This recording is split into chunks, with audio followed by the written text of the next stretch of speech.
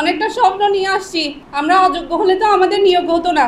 আমাদের সবকিছু মেনটেন করে আমাদের নিয়োগ হয়েছে। সবার পরিবারে সবাই উপার্জন করতে পারে না, একজনের উপার্জনের উপর সবাই নির্ভর করে। আসলে কি বলবো, আমি গত পরশু আমার 2টা বাচ্চা, আমি ওদের স্কুলে গিয়ে স্কুলের টিচারকে বললাম যে আমি সামনের মাসে তো আর বেতন দিতে পারবো না, আপনারা আর আসিয়েন না পড়াইতে।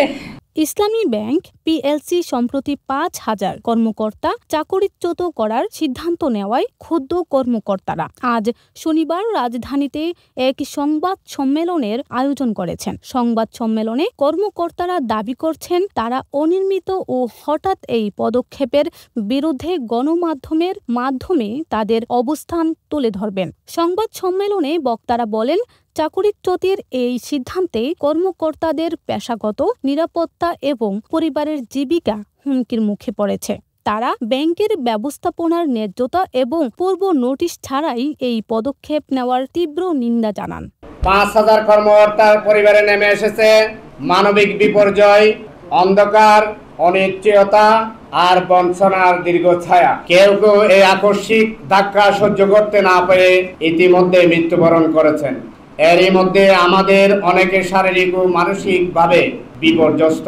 প্রতিদিন এই ভয়, লজ্জা ও যন্ত্রণা আমাদের তিলে তিলে ভেতর থেকে ভেঙে দিচ্ছে।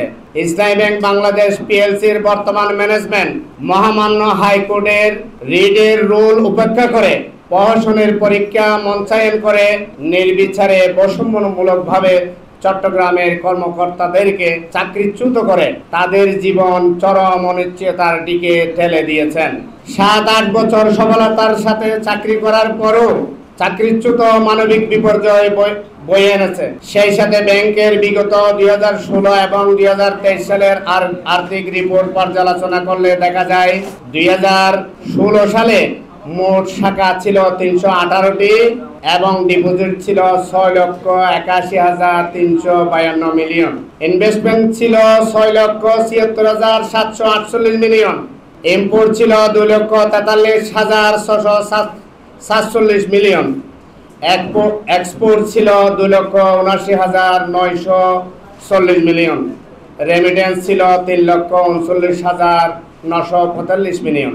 অপারেটিং প্রফিট ছিল 4,465 মিলিয়ন। পক্ষান্তরে 2023 সালে মোট শাখা ছিল 394টি এবং উপশাখা ছিল 237টি। ডিপোজিট বেড়ে দাঁড়ায় 15,34,566 মিলিয়ন। ইনভেস্টমেন্ট বেড়ে দাঁড়ায় 16,66,304 মিলিয়ন। ইম্পোর্ট বেড়ে দাঁড়ায় 3,38,069 মিলিয়ন। এক্সপোর্ট বেড়ে দাঁড়ায় 5,66,122 মিলিয়ন।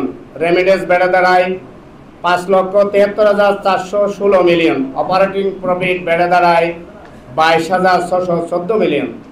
উপরোক্ত আলোচনা থেকে বোঝা যায়, উপরোক্ত বিষয়ের আলোকে বোঝা যায় আমাদের কর্মী বাহিনী তাদের পেশাগত দক্ষতার মাধ্যমে ব্যাংকের সামগ্রিক ব্যবসার প্রসার ঘটিয়েছেন। আমরা বিশ্বাস করি সমাজের বিবেকবান মানুষ আপনারা। এই অবিচার ও মানবিক বিপর্যয় সঠিকভাবে তুলে ধরার জন্য উদারত আহ্বান জানাচ্ছি। বক্তারা আরও জানান, এই পরিস্থিতিতে আরও শান্তিপূর্ণ ও নিয়মিত প্রতিবাদ চালিয়ে যাবেন এবং সংশ্লিষ্ট কর্তৃপক্ষের সঙ্গে সংলাপের মাধ্যমে সমাধান চাওয়া হবে। তারা মনে করেন সংলাপ ছাড়া এই ধরনের পদক্ষেপ দেশব্যাপী ব্যাংকিং সেক্টরে বড় সংকট সৃষ্টি করতে পারে।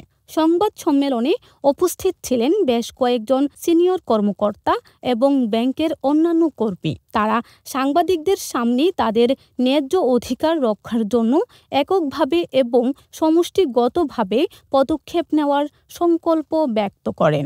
Rima Akter, CRS TV, Chittagong.